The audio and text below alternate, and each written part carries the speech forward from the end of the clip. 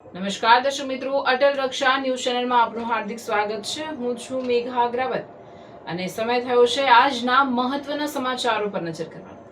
રાજકોટમાં 3 દાયકા જૂની ભગતસિંહજી ટાઉનશીપ ખાલી કરવા મનપાનું અલ્ટિમેટમ, રહેવાસીઓમાં ભારે રોષ। રાજકોટના યુનિવર્સિટી રોડ પર આવેલા ભગતસિંહ ગાર્ડનની પાછળ વર્ષોથી વસેલી ભગતસિંહજી ટાઉનશીપમાં હાલ તણાવપૂર્ણ માહોલ જોવા મળી રહ્યો છે। મનપા દ્વારા સ્થાનિક રહીશોને માત્ર 5 દિવસની અંદર આખી ટાઉનશીપ ખાલી કરી દેવા માટેના બેનરો મારીને આખરી ચેતવણી આપી દેવામાં આવતા સ્થાનિકોમાં તીવ્ર આક્રોશ ફાટી નીકળ્યો છે। 5 દિવસમાં ખાલી કરો, નહીતર વીજળી પાણી કટ। મળતી માહિતી મુજબ આશરે 3 દાયકા પહેલા બનેલી આ ટાઉનશીપના મકાનોને ખાલી કરવા માટે કોર્પોરેશન દ્વારા કડક વલણ અપનાવવામાં આવ્યું છે।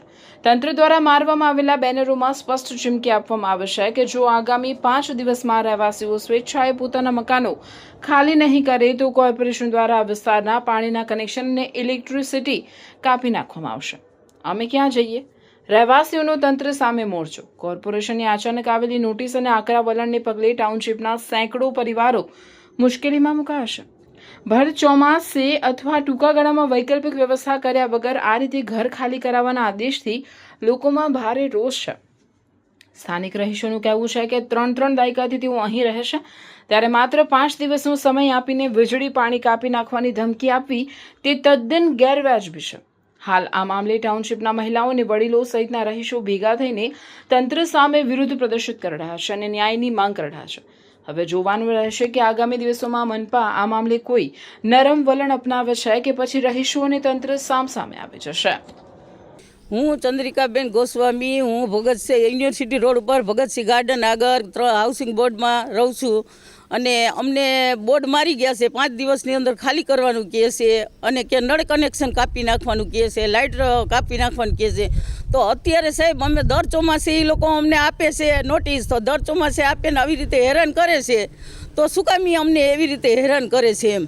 અને અમારી માંગણી એ છે અમે કાંઈ અમને મકાન દે ને કાં અમને ભાડું દે, બેમાંથી એક વસ્તુ અમને એ આપે। તમે ક્યારે રજૂઆત કરી છે કોર્પોરેશનમાં? રજૂઆત તો કેટલી વાર કરી છે અને એ લોકો શું જવાબ દે છે? એ લોકો કાંઈ જવાબ દેતા જ નથી અને એની મેળે આ નોટિસ મારી જ ગયા છે। આ કોર્પોરેશન એની જવાબદારીમાંથી છટકવા માંગે છે? હા, કોર્પોરેશન છટકવા જ માંગે છે। આ લોકો દર વર્ષે ચોમાસા પહેલાં આવીને અમને બોર્ડ મારી જાય છે અને દર વખતે અમે રજૂઆત કરી છે કે સર અમે અમારી રીતના રિપેર કરાવવા તૈયાર છીએ, તો અમારી આગળ સ્ટ્રક્ચર રિપોર્ટ માગે છે। પણ સર અમે આજે એટલા 35 વર્ષથી અહીંયા રહી છીએ, તો સાહેબ અમને સ્ટ્રક્ચર રિપોર્ટ કોણ આપે? આજે અમે અમારી જાત મહેનત બધાય 200-500 રૂપિયા હાજરીમાં કામ કરે છે, છતાં અહીંયા ગમે એમ કરીને એડજસ્ટ કરે છે। અમે કોર્પોરેશનનો વેરો છે, લાઇટ બિલ છે કે ગુજરાત ગૃહ બોર્ડના પૈસા છે, બધું ટાઈમસર રેગ્યુલર ભરી છે કે કોઈ એવું નથી, બરાબર। છતાં આવી રીતના અમને અને આજે જે અલ્ટિમેટ આપ્યું છે કે 5 દિવસમાં વીજળી જોડાણ અને નળ કનેક્શન તમારું કાપવામાં આવશે અને ઘર ખાલી કરી નાખો।